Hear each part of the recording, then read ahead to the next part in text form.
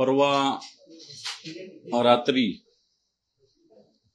फलटणमध्ये वैद्यकीय अधिकारी असलेल्या डॉक्टर संपदा मुंडे यांनी ज्या पद्धतीनं स्वतःचा जीव संपवून घेतला,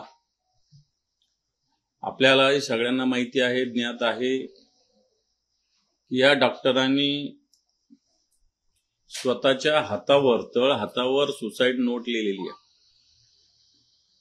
आणि याच्यामध्ये काही नावं सुद्धा लिहिलेली आहेत. मी ट्विटच्या माध्यमातून आपल्यापर्यंत काही पेपर्स रात्री पोहोचवले, रात्री उशिरा माझ्याकडे आल्यानंतर, आणि या पेपर्समध्ये सुस्पष्टपणे काही गोष्टी लिहिलेल्या आहेत. या डॉक्टरांनी दिनांक 19/6/2025 ला एक पत्र पोलीस अधीक्षकांना लिहिलेलं आहे की त्यांचे अधिकारी या डॉक्टरांशी कशा पद्धतीनं गैरवर्तन करतात याचं एक पत्र लिहिलेलं आहे 19/6/2025. त्याच्यानंतर पुन्हा याच्यावर काय कारवाई झाली हे विचारण्यासाठी सुद्धा त्यांनी 13/8/2025 ला माहितीच्या अधिकारामध्ये पत्र उपविभागीय पोलीस अधिकाऱ्यांना लिहिलेलं आहे. आणि त्याच्यानंतर अतिशय डिटेल असं पत्र 4 पानाचं तक्रारीच्या जी चौकशी समिती याच्यात नेमली होती त्या तक्रारीच्या संदर्भात खुलासा देण्याच्या बाबत स्वतःच्या हस्ताक्षरात एक 4 पानाचं पत्र डॉक्टर संपदा मुंडे यांनी लिहिलेलं आहे. या सगळ्या याच्यात सुस्पष्टपणे त्यांनी भूमिका मांडलेली आहे आणि भूमिका मांडत असताना त्यांनी स्थानिक राजकीय नेते, मी रात्री नाव नव्हतं घेतलं, परंतु भारतीय जनता पार्टीचे माजी खासदार या भागाचे निंबाळकर, मला वाटतं रणजित निंबाळकर त्यांचं नाव आहे, 31/7/2025 ला रात्री राजेंद्र शिंदे आणि नाग टिळक नावाचे त्यांचे पीए आहेत, यांच्या फोनवर हे माजी खासदार त्या दिवशी डॉक्टर संपदा मुंडेंशी बोललेले आहेत.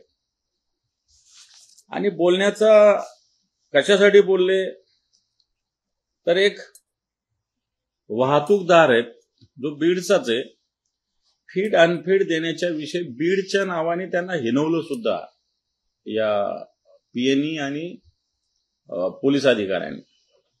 परंतु याच्यामध्ये सुस्पष्टपणे सत्तेचा माज दिसतो. भारतीय जनता पार्टीचे या भागाचे माजी खासदार या प्रकरणात सुस्पष्टपणे डॉक्टर संपदा मुंडे यांनी लिहिलेलं आहे की हे 2 पीए आलेले होते आणि त्यांनी भारतीय जनता पार्टीचे जे कोणी माजी खासदार आहेत त्यांनी मला फोन देऊन मान्य खासदार बोलत आहे असे सांगितले. तेव्हा मी त्यांना फोनवर बोलत असताना मला विचारणा केली की मला असं वाटतं हे त्यांनी पूर्णपणे लिहिलेलं आहे, मी आपल्याला या सगळ्या गोष्टी पाठवलेल्या किंवा पाठवतो. सांगण्याचा अर्थ असा की ज्या पद्धतीनं अशा पद्धतीनं आता या राज्यामध्ये भारतीय जनता पार्टीचं सरकार आहे, स्वतः या राज्याचे मुख्यमंत्री गृह विभागाचा कारभार सांभाळतात आणि गृह विभागाचा कारभार सांभाळत असताना गृह विभागाच्या कामकाज करणारे लोक सुद्धा कशा पद्धतीनं डॉक्टरांशी आणि एकंदर सगळं त्या भागातील लोकांशी चर्चा केला असं दिसतं की डॉक्टर संपदा मुंडे या सुस्पष्टपणे आपल्या डॉक्टरी व्यवसायाशी प्रामाणिक राहून, शासकीय सेवेशी प्रामाणिक राहून काम करणाऱ्या डॉक्टर आहेत असं स्पष्टपणे दिसतंय.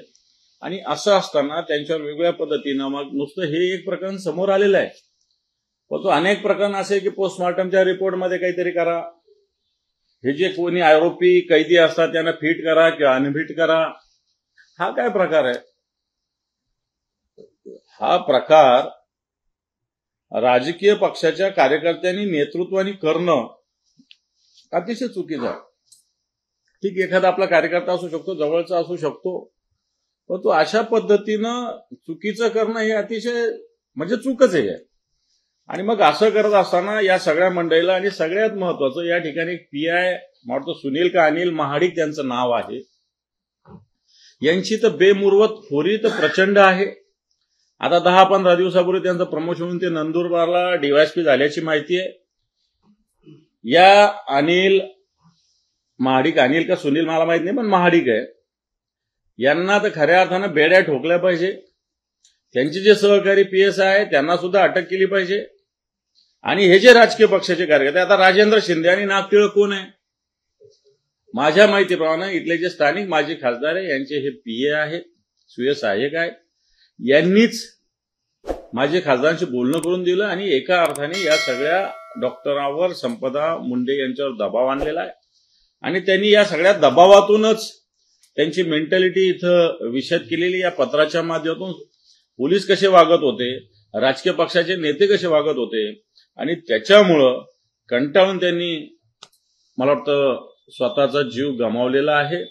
आणि म्हणून या सगळ्या लोकांवर कारवाई होण्याची आवश्यकता आहे. ज्या पद्धतीनं भारतीय जनता पार्टीचे एक माजी खासदार, ज्या पद्धतीनं त्यांचे सेक्रेटरी, ज्या पद्धतीनं डॉक्टरांशी, वैद्यकीय अधिकाऱ्यांशी, तेही प्रकरण एखाद्या प्रकरणात वेगळं आपण डॉक्टरांना सांगू शकतो, पण अशा प्रकरणात पोस्टमॉर्टम असेल किंवा मेडिकली फिट अनफिट करण्याचा प्रकार असेल, जे आरोपी असतील, ह्या सगळ्यात चुकीचा प्रकार आहे, अतिशय चुकीचा प्रकार आहे. आणि म्हणून ही सत्तेची मस्ती भारतीय जनता पार्टी इथंच नाही, ही समोर आलेली आहे. याच्या पुढेही तिथला कारभार आहे. यांचे हे स्वतः, त्यांचं कोणतरी भाऊ आहे अभिजित राजे निंबाळकर, हे तहसीलदार असेल, प्रांत असेल, पोलीस असेल, 24 तास वावरत असतात. अनेक गावामध्ये तर वेगवेगळ्या पद्धतीनं गुन्हे, जे विरोधात काम करणारे, मग आपचे असतील, एखादे राष्ट्रवादीचे शरद पवार पक्षाचे असतील, आमच्या शिवसेनेचे असतील, यांच्या काही शेतकऱ्यांच्या काही भागामध्ये तर 7-12वर 1-1 कोटी 1.5 कोटीचा 50-50 लाखाचा बोजा आहे. काय तर म्हणे यांनी गैर उत्खनन केलेलं आहे, केलेलंच नाही, कुठं काहीच नाही. पण अशा पद्धतीनं कार्यकर्त्यांना मला असं वाटतं सत्तेचा माज दाखवून नामोहरम करण्याचा हा प्रकार आहे. आणि वाटतं याच्याविषयी जनता निश्चित आवाज उठते. तुम्ही निंबाळकरांचं नाव घेतलं, कशा पद्धतीने इन्व्हॉल्वमेंट आहे त्यांची किंवा त्यांच्या PAची? कारण फोनवर देखील बोलणं झालं असं देखील तुम्ही म्हणा. हे या डॉक्टर संपदा मुंडेंचं चौकशी समिती समोर दिलेलं स्टेटमेंट आहे. त्याच्यात त्यांनी सुस्पष्टपणे लिहिलेलं आहे की त्या दिवशी रात्री मान्य खासदार यांचे 2 PA आले. आता PAंचं नाव मी सांगतो, नागटिळक आणि राजेंद्र शिंदे. त्याच्यात नाव नाही लिहिलेलं, पण मी सांगतो नाव. आणि यांच्याशी त्यांनी बोलणं करून दिलं. बोलत असताना काय काय बोलले ते सुद्धा यांनी याच्यामध्ये लिहिलेलं आहे. त्याच्यामध्ये ते पत्र मी आपल्याला पाठवतो सगळ्यांना, तुम्ही वाचू शकता, हस्ताक्षर चेक करू शकता. याच डॉक्टरांनी आधीचं लिहिलेलं पत्र आहे. याच डॉक्टरांनी माहितीच्या अधिकारात काय काय कारवाई झाली त्याचं पत्र इथं आहे. हस्ताक्षर सगळे एकच आहे.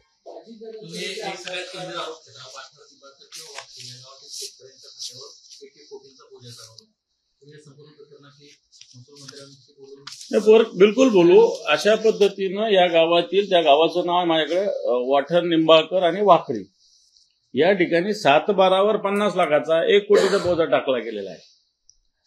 उत्खनन केलं म्हणून असे आरोप केले. इकडे दिवसा ढवळ्यात तुम्हाला माहिती आहे, त्या दिवशी अजितदादा पवारांनी तर एका डीवायएसपीला बोलले. त्यांचे कार्यकर्ते करतात.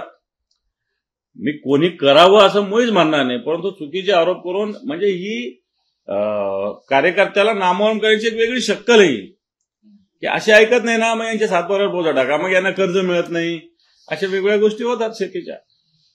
तुम्ही जे 4 वाणी पत्रात ज्याचा उल्लेख केला त्याच्या पाठची पार्श्वभूमी पोलिसांकडून अशी सांगण्यात आली की ते जेव्हा एखाद्या आरोपीला रात्रीचं घेऊन जायचं मेडिकलसाठी, तेव्हा ज्या डॉक्टर आहेत त्या काम वाढायचं म्हणून ते त्यांना मुद्दाम अनफिट करून ऍडमिट करून घ्यायचे. आणि या संदर्भात पोलिसांनी वैद्यकीय काउन्सिल जे आहे जिल्ह्याचं, त्यांच्याकडे तक्रार सुद्धा केली होती. मला असं वाटतं याच्यासाठी तक्रारीच्या सिस्टीम आहेत. जिल्ह्याला DHO असतात, वैद्यकीय खात्याचे अधिकारी असतात, डायरेक्टर असतात, मंत्री असतात, सचिव असतात. यांच्याकडेच का होतं असं? यांच्याकडेच का होतं? आम्ही राजकीय क्षेत्रात काम करतो ना, आम्हाला अशा पद्धतीनं फोन येतात ना, डॉक्टरांना बोलावं लागतं ना. परंतु ज्या पद्धतीनं तिथल्या PIचं ज्या पद्धतीनं वर्तणूक आहे ती पण चूक आहे, काही अधिकाऱ्यांची सुद्धा चुकीची वर्तणूक आहे. मला वाटतं अशा पद्धतीनं महिला अधिकाऱ्यांशी ह्या वागण्याच्या पद्धती नाही. एकीकडे लाडकी बहीण म्हणायचं आणि एकीकडे आपल्या बहिणींना अशा पद्धतीनं त्रास देण्याचा असा दुट्टप्पीपणा आताच्या घडीला या राज्यात चालूला दिसतो या प्रकरणात.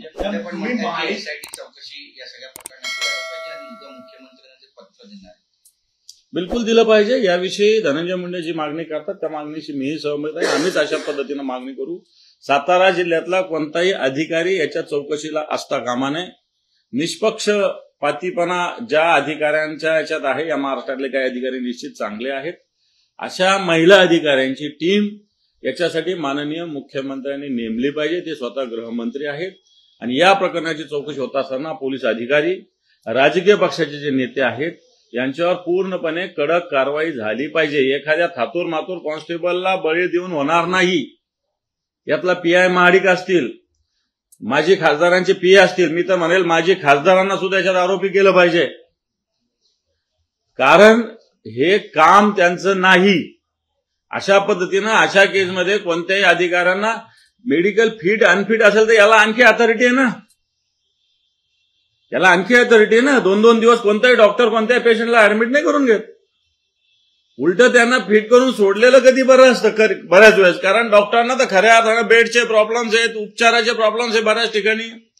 आणि त्यामुळे पोलिसांचे आरोप स्वतःची कातडी बचावण्यासाठी आहे. पोलीस डॉक्टर नाही आहे, पोलीस आहे. डॉक्टरांनी डॉक्टरांचं काम केलं, मग पोलीस कोण ठरवणार आहे फिट का अनफिट? पोलीस ठरवणारे थोडी डॉक्टर आहेत ना, सरकारने नेमलेले ना, त्या पास झालेल्या आहेत ना, शिकलेल्या आहेत ना त्या. त्याच्याविषयी काय असेल तर त्या तक्रारी केल्या पाहिजे. परंतु जाणीवपूर्वक रात्री 12-12 वाजता एखाद्या महिला अधिकाऱ्यांना फोन करून अशा पद्धतीनं दबाव आणणं हा सुद्धा चूक आहे. हा सुद्धा महिलावर अन्याय अत्याचाराचा प्रकार आहे. मग त्यांनी आत्महत्या करण्यास प्रवृत्त करणं हा दुसरा प्रकार आहे.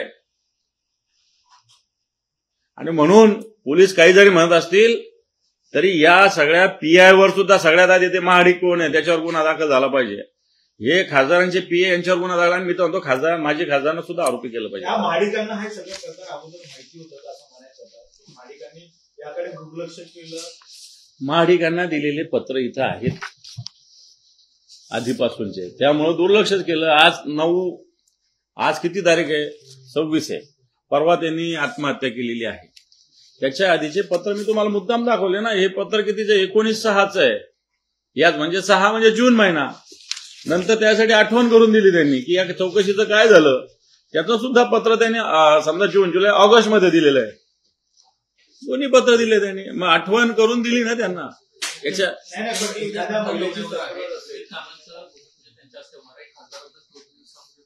ज्याचे हात एखाद्या महिलेच्या भगिनीच्या आत्महत्येत गुंतलेले आहेत. मी मुख्यमंत्र्यावर बिलकुल टीका करणार नाही. सांगेल की मुख्यमंत्र्यांच्या विषयी आम्हाला आदर आहे आणि आदर असताना मी त्यांना हेच आवाहन केलं की ज्याचे हात अशा पद्धतीनं बरबटलेले आहे अशा लोकांचा कोणताही कार्यक्रम आपण केला नाही पाहिजे. अशा लोकांना पार्टीतून दूर केलं पाहिजे.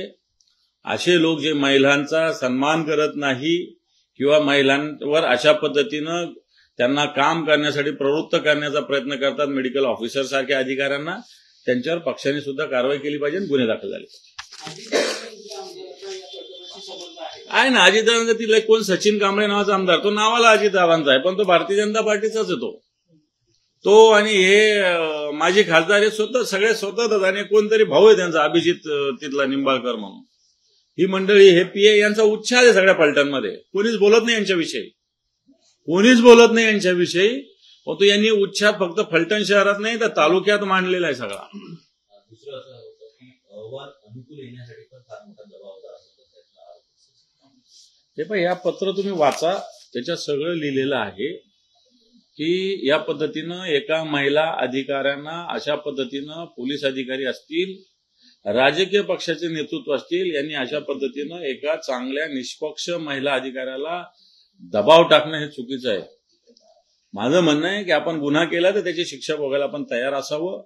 कोणत्याही गुन्हेगाराला आपण पाठीशी घातलं नाही पाहिजे. ही भूमिका आपली सगळ्यांचीच असली पाहिजे. माझी सुद्धा असली पाहिजे. मी विरोधी पक्षात आहे, माझी असली पाहिजे, सत्ताधाऱ्यांची असली पाहिजे. शेवटी गुन्हेगार असतो, तो कोणाचाच नसतो.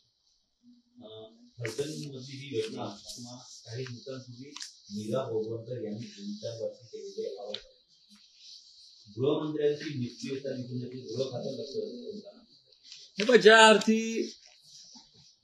PI दर्जाचा अधिकारी एक प्रमुख अधिकारी असतो कोणत्याही पोलीस स्टेशनला, शेवटी SP किंवा CP हे सगळ्यात शेवटचा पर्याय असतो. सगळ्यात आधी सर्वसामान्य जनतेचा संबंध येतो PIशी. तो कुठले असेल, मुंबई असेल, फलटण असेल, नागपूर असेल, बुलढाणा असेल, कुठं असेल, सगळ्यात आधी PI हा महत्वाचा अधिकारी आहे.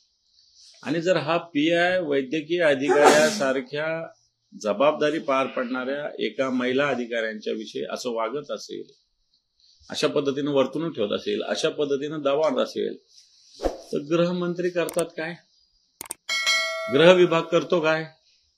बरं, ह्या तक्रारी ऑफिशियली आलेल्या आहे.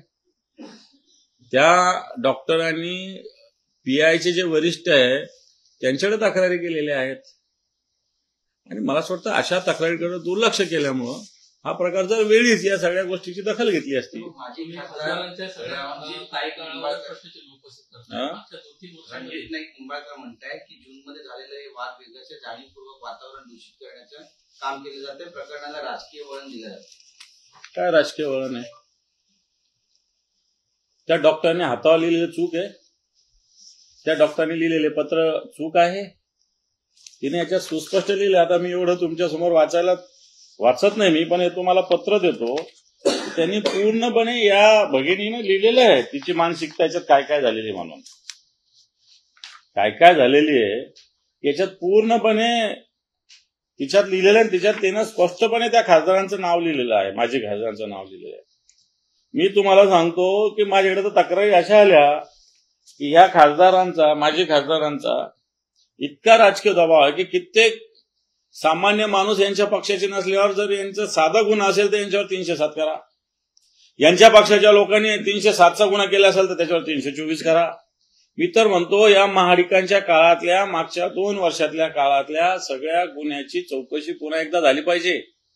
आणि महाडिकच्या काळातली तर सगळीच झाली पाहिजे. महाडिक हा दलाल आहे, दलाल. महाडिक हा जो PI आहे हा दलाल आहे तिथल्या माजी खासदाराचा आणि तिथल्या आताच्या आमदाराचा. पोलिसांची ड्युटी केली पाहिजे.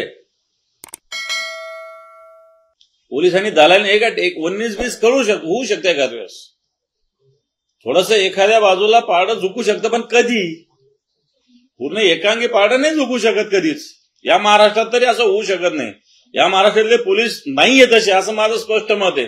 पण हे काही महाडिक सारखे लोक आहेत ना, याच्यामुळे अख्खं पोलीस दल बदनाम होतं असं माझं मत आहे. त्यामुळे या महाडिक आहे ना हा दलाली करतो, हा बटीक झालेला आहे काही लोकांचा. याचं प्रमोशन पण थांबवावं, याच्यावर गुन्हा दाखल करावा आणि याच्यावर कारवाई करावी. तोच आहे, एका याच्यात लिहिलंय तोच आहे. नंतर हे सह आरोपी सगळे माझे खासदार आणि PI केलं पाहिजे. सर, आगामी स्थानिक स्वराज्य संस्थांच्या निवडणुकीमध्ये मुंबईकडे भाजपने विशेष लक्ष दिलं. 150 जागा हा विषय संपला का? भाजप 150 जागा लढणार आहे, तर दुसरीकडे एकनाथ शिंदे यांनी शिवसेनेने 100 जागांचा दावा केलेला आहे. याच पार्श्वभूमीवर आज एकनाथ शिंदे अचानक पहाटे दिल्लीला देखील रवाना झाली, त्याची देखील चर्चा. काय वाटतं? हे बा, एकनाथ शिंदेंना दिल्लीला जाऊन काही होणार नाही, हात हलवत परत यावं लागेल. शेवटी भारतीय जनता पार्टी म्हणा किंवा देवेंद्र फडणवीस म्हणा हे काही एकटे निर्णय घेत नसतील, तेही पार्टीचे आहेत. पार्टीची ही पॉलिसीच असेल. आणि म्हणून एकनाथ शिंदे हे दिल्या भाकरीचे आणि सांगितल्या कामाचे, ग्रामीण भागातली म्हण आहे, दिल्या भाकरीचे आणि सांगितलेल्या जेवढी दिली तेवढी खायची, जेवढं सांगितलं तेवढं करायचं. बाकी कोणतेही अधिकार एकनाथ शिंदेना नाही. जेवढ्या जागा दिल्या तेवढ्या लढाव्या लागेल, नसेल लढायच्या तर नका लढू, अशा पद्धतीनं स्पष्टपणे भारतीय जनता पार्टी सांगेल. आणि मला वाटतं ती वेळ आता जवळ आलेली आहे. काल भाजपने एक फराळ वाढला आणि त्याच्यापूर्वी टिश्यू होती. एका बाजूला शिंदेच्या पक्षाचा विषय हा न्यायप्रविष्ट असताना त्यांच्या हे अचानक दिल्लीवाऱ्या होत आहेत, याचं काही इंटरनल कनेक्शन असल्याचं वाटतं? न्यायव्यवस्थेविषयी बोलणं चूक आहे. पण तुम्ही मागेही बोललो, कबुतराची सुनावणी होते, कुत्र्याची सुनावणी होते, भटक्या कुत्र्याची सुनावणी सुप्रीम कोर्टात ताबडतोब होते, कबुतराची सुनावणी होते. परंतु शिवसेना पक्ष जो शिवसेना प्रमुख मान्य बाळासाहेब ठाकरे यांनी स्थापन केलेला आहे त्या पक्षाच्या याचिकेवर लवकर सुनावणी होत नाही एवढंच मी सांगेल. बाकी मी कोणाच्या विरोधात बोलणार नाही. परंतु कुत्रे आणि कबुतराच्या सुनावण्या कोर्टात लवकर होतात. परंतु शिवसेना पक्षाची जी काही भूमिका आहे त्याची सुनावणी कोर्टात 3-3 वर्ष होत नाही. समजून घ्या. काल मंगल प्रभात लोढा यांनी छठ पूजेची पाहणी केली जुहू बीचवर आणि मुंबईत 7 ठिकाणी छठ पूजेचे आयोजन केले. मतदारांना भुरळ घालण्याचा प्रयत्न उत्तर भारतीय हे भारतीय जनता पार्टी करतच आलेली आहे की या सगळ्या गोष्टीचं राजकीयकरण करणं. शेवटी पूजा आहे. उत्तर भारतीय बांधव करतात त्याला काही कोणाचं काही विरोध असण्याचं काही कारण नाहीये. परंतु त्याचं राजकीयकरण करून राजकीय फायदा घेण्याचा प्रयत्न भारतीय जनता पार्टी करत आलेली आणि करत राहणार. भारतीय जनता पार्टीला पावलोपावली राजकारण दिसतं. अनेक विषय सांगता येईल योग्य वेळी आपण सांगत बसू. परंतु प्रत्येक ठिकाणी भारतीय जनता पार्टी चांगल्या भाषेत सांगायचं आपला उल्लू कसा सरळ करता येईल असं प्रयत्न.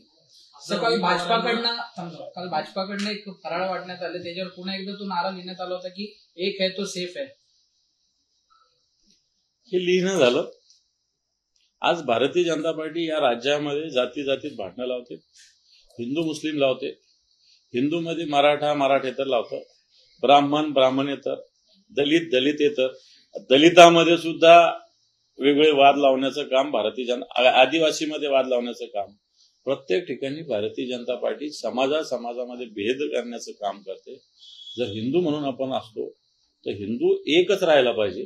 परंतु या भारतीय जनता पार्टीची कृती जर बघितली या राज्यात या जातीचं त्या जातीचं या जातीचं या सगळ्यामध्ये भारतीय जनता पार्टी एक प्रकारे विष पेरत आहे. आणि जातीच्या म्हणजे जी अफूची गोळी म्हणता येईल इथं जातीचं हे सगळे अफूची गोळी देण्याचा प्रयत्न करतात आणि यातून स्वतःचं राजकारण साधण्याचा प्रयत्न. मूळ प्रश्नावर भारतीय जनता पार्टी या राज्याचं आत्ताच्या घडीला आर्थिक स्थिती काय आहे, या राज्याची महागाईची काय स्थिती आहे, बेरोजगारीची स्थिती काय आहे, अर्थव्यवस्थेची काय स्थिती आहे, शेतकऱ्यांचं नुकसान झालं याच्या नुकसान भरपाईची स्थिती काय आहे याच्याविषयी भारतीय जनता पार्टी कुठंच बोलत नाही. परंतु एक है तो सेफ है, बटेंगे तो कटेंगे ह्या खोटे नारे देण्याचं काम भारतीय जनता पार्टी करते. पण असं जर गडकरींचं एक स्टेटमेंट मग तुमची भूमिका काय विरोधात म्हणजे एक हे तो सेफचा नारा जर दिला जात असेल ही जे मी बोललो हीच आमची भूमिका आहे ना. एक हे तो सेफ आहे म्हणजे काय? एक म्हणजे कोण? एक म्हणजे कोण सांगा ना तुम्ही. एक हे तो सेफ म्हणजे धोका कोणाचा आहे? तुमचं सरकार या राज्यात, तुमचं सरकार आहे दिल्लीत. मग तुम्ही कोणापासून अनसेफ आहे जरा सांगा. जर तुम्ही अनसेफ असाल तर मग तुम्ही सत्तेवर कशाला राहता? एक आहे तो सेफ आहे तुमचं राज्यात सत्ता, तुमची देशात सत्ता, या देशातल्या 5-10-15 प्रांतात तुमची सत्ता. मग तुम्ही अनसेफ कोणापासून ते जरा सांगा ना. जर अनसेफ तुम्ही कोणापासून असाल तर तुम्हाला सत्तेवर राहायचा अधिकार नाहीये. एक आहे तो सेफ आहे म्हणजे काय? याचा अर्थ कोणाकडून तरी अनसेफ आहे. जर तुमची सत्ता असताना तुम्ही जर अनसेफ असाल मग सत्तेवर कशाला राहता? आपण हे सांगावंच लागेल, सांगू आम्ही जनतेला. त्यामुळे हे फक्त निवडणुकीसाठीचे अजेंडे आहे. लोकसभा झाली, वर्षभर शांत होते. आता बाकीच्या स्थानिक स्वराज्य असतात तर आता आठवतात त्यांना सेफ आहे, बटेंगे कटेंगे, मस्जिदीवरचे भोंगे हे आता आठवतो त्यांना. गोरक्षा आता आठवते. मस्जिदीवरच्या भोंग्यांचा विषय घेणारे राज ठाकरे तर तुमच्या सोबत आहेत. मस्जिदीच्या भोंग्यांचा विषय घेणारे राज ठाकरे तर तुमच्या सोबत आहेत. असू द्या ना. भोंग्याचा विषय मी काय म्हणतो, राजसाहेबांनी मांडलेला मुद्दा हा भोंग्याच्या डेसिबलचा आहे आणि तो सरकारने तेव्हाच पाळला. खरं तर उद्धवजींच्या सरकारच्या काळातच त्यांनी सांगितला होता. ओके आहे ते सुप्रीम कोर्टाने आदेश दिला त्याची अंमलबजावणी केली पाहिजे. पण भारतीय जनता पार्टीचे लोक कुठे मस्जिदवर जातात. राजसाहेब कोणत्या मस्जिदवर गेले का काढायला? किरीट सोमय्या मस्जिदवर जातो भोंगा घेऊन, असं काढून आणल्याचा दाखवतो. कुठं हातोडा घेऊन जातो. त्याच्या काय बापाचं राज सगळीकडे चालू आहे. कुठं हातोडा घेऊन जातो. अरे कॉर्पोरेशन आहे हातोडे मारायला, पोलीस आहे भोंगे काढायला. भारतीय जनता पार्टी कशाला लागते? लोकांमध्ये वाटला जातोय. लोकांना काय आवाहन करू इच्छिता? हा फराळ त्यांच्यासाठी सेफ नाही असं म्हणा. कोणता जो फराळ वाटला जातोय एक फराळ वाटताना एक येतं सेफ आहे म्हणायची काय गरज आहे? सर भाजपचे नेते परिणाम फडणवीस स्नेहमिलन असे कार्यक्रम घेतात. होता आणि त्या कार्यक्रमात ते स्वतःच्या सरकारवर टीका करतात. त्यांनी असं म्हटलंय 25 ते 30% कमिशन दिल्याशिवाय नगर परिषदेत कोणतेही काम होत नाही. त्याच्यात मंत्रालय आणि सरकार पण ऍड करा, एवढीच माझी त्यांना विनंती आहे. नवी मुंबईमध्ये सिडको जमिनीचा घोटाळा प्रकरण रोहित पवारांना लावून धरलं होतं. त्या संपूर्ण प्रकरणामध्ये सातत्याने पत्रकार परिषद घेतल्या होत्या. नुकतंच आता वन विभागाचा अहवाल आलेला आहे आणि त्यांनी जो आरोप केला होता दिवलकर नावाच्या व्यक्तीनं, त्यानं करोडो रुपयांचा भ्रष्टाचार केला असं स्वतः वन विभागाने मान्य केलंय. मात्र अजूनही गुन्हा दाखल होत नाही ना दिवलकरांवर दाखल होतो किंवा त्यांना आदेश देणारा नगर विकास खातं आणि तत्कालीन सिडकोचे जे अध्यक्ष होते संजय शिरसाट यांच्यावर कोणावरही कारवाई होत नाही. सरकारला ही कारवाई करावी लागेल, कारण ज्यांनी आता ह्या गोष्टी करतात, एक हे तर सेफ आहे, देशभक्तीच्या गोष्टी करतात. इंग्रजाला सरेंडर झालेल्या व्यक्तीला नंतर इंग्रजांनी बक्षिसी दिली ते वापस देतात. कोणती देशभक्ती आहे? हे जे प्रकरण आहे सिडको, त्याच्यात कोणती देशभक्ती आहे? ज्या इंग्रजाला आपल्या देशाच्या स्वातंत्र्य लढ्यामध्ये सरेंडर झालेलं, पुट्टीत असलेला, जे कुटुंबाला जी जमीन भारत सरकारकडून गेली होती ती परत देण्याचा निर्णय महाराष्ट्र सरकार करतोय, म्हणजे सिडको करतोय. मी तर याला बाकी सोडून द्या, 30%, 40% दलाली कमिशन याच्यात मी बोलत नाही. पण देशभक्ती अँगलने जर आपण बोललो की जो इंग्रजांना आपल्या देशाच्या त्यावेळेसच्या राष्ट्रीय आंदोलन असताना त्याच्या विरोधात सरेंडर झाला, या इंग्रजांनी दिलेली जमीन भारत स्वतंत्र झाल्यानंतर काढून घेण्यात आली, ती जमीन परत देण्याचं महान कार्य आताच महाराष्ट्राचं सरकार करतोय, सिडको करतोय. मला असं वाटतं मग यांना आपण काय म्हणावं, देशभक्त म्हणावं का? जो देशविरोधी शक्तीला मदत करत होता, इंग्रजाला मदत करत होता, तो देशविरोधी. आणि देशविरोधाची जमीन काढून घेतलेल्या भारत सरकारची जमीन परत महाराष्ट्र सरकार सिडको देतंय, तो देशप्रेमी देशभक्त कसं होऊ शकतो? शेवटचा प्रश्न आहे. नितीन गडकरींनी एक विधान केलं काल भाजपच्या एका कार्यक्रमात. नितीन गडकरींनी असं विधान केलं की जुन्या कार्यकर्त्यांकडे, पक्षाचे जुने कार्यकर्ते त्यांच्याकडे लक्ष द्या, अन्यथा जेवढ्या वेगानं आपण वाढलो त्याच वेगानं आपण खाली देखील होणार. हा प्रकृतीचा नियम आहे, न्यूटनचा पण नियम आहे. जेवढं दाबलं तेवढं वर जातं, जेवढं वर गेलं तेवढं खाली येत असतं. हा प्रकृतीचा नियम आहे, न्यूटनचा नियम आहे. आणि मला असं वाटतं भारतीय जनता पार्टीला हा लवकरच लागेल, कारण खाली आम्ही खालच्या कार्यकर्त्यांशीही कनेक्टमध्ये असतो, भारतीय जनता पार्टीच्याही कार्यकर्त्यांशी कनेक्ट असतो. त्यांची मानसिकता आत्ताच्या घडीला जर बघितली तर मला असं वाटतं, आता ते आम्ही परवा नांदेडला बघितलं जाऊन, ज्या अशोक चव्हाणांना देवेंद्र फडणवीस डीलर म्हणले, आज ते त्यांचे लीडर झाले. तिथले लोक कसे ऍक्सेप्ट करतील की ज्यांनी पूर्ण 5-25 वर्ष शंकरराव चव्हाण, अशोकराव चव्हाण यांच्यावर जर लढा दिला, आज तेच अशोकराव चव्हाण त्यांचे नेते आहेत. असं अनेक ठिकाणी आहे. आणि म्हणून न्यूटनच्या नियमानुसार या सगळ्या जेवढी भरती होती तशी ओटी सुद्धा होत असतील, लक्षात ठेवा. सर, राज्य सरकारनं मराठवाड्यातील पूरग्रस्तांसाठी मदत जाहीर केली होती आणि दिवाळीपूर्वी पुढील मदत देऊ असं आश्वासन दिलं होतं, पण अद्यापर्यंत ही काही मदत पोहोचली नाही. राज्य सरकारचं फक्त आमिष होतं, फक्त हवेतील आश्वासन होतं म्हणायचं का? राज्य सरकारने जो 31,500 कोटीचं पॅकेज जाहीर केलेलं हे फसवं पॅकेज आहे. मुख्यमंत्र्याची आणि अजितदादा आणि एकनाथ शिंदे साहेबांची त्या दिवशी पत्रकार परिषद बघा. त्यांनी शेतकऱ्यांना 3 हेक्टरला किमान मर्यादेमध्ये, कोरडवाहूला 18,500 रुपये आणि बागायतीला वेगळं आणि बाकी जे फळबाग आहे त्याला वेगळं, अशा पद्धतीने. पण आत्ताच्या घडीला सगळ्यांना नाही, पण काही लोकांना 8,500 रुपये आलेले आहे, हेही कबूल केलं पाहिजे. पण सरकारने घोषणा केलेली होती वेगळी, अध्यादेश वेगळा, प्रत्यक्षात मदत वेगळी आहे. याच्या विरुद्ध, कारण दिवाळीच्या आधी हा सगळं देणार असं सांगितलं होतं. खडून गेलेल्या जमिनीला सुद्धा 3.5 लाख रुपयाची घोषणा केली आहे, परंतु एनडीआरएफचे निकषाचे 47,000 रुपये सुद्धा अजून आलेले नाही. आणि म्हणून ही घोषणा फसवी आहे, हे पॅकेज फसवं आहे. याचं लवकरच शिवसेनेच्या वतीनं गावोगाव जाऊन पोस्टमॉर्टम करण्यात येणार आहे. आम्ही 2-3 दिवस अजून वाट बघतोय आणि नंतर या सगळ्या विषयात मराठवाड्यामध्ये गावोगाव जाऊन शिवसेना या सगळ्या पॅकेजचं पोलखोल करणार.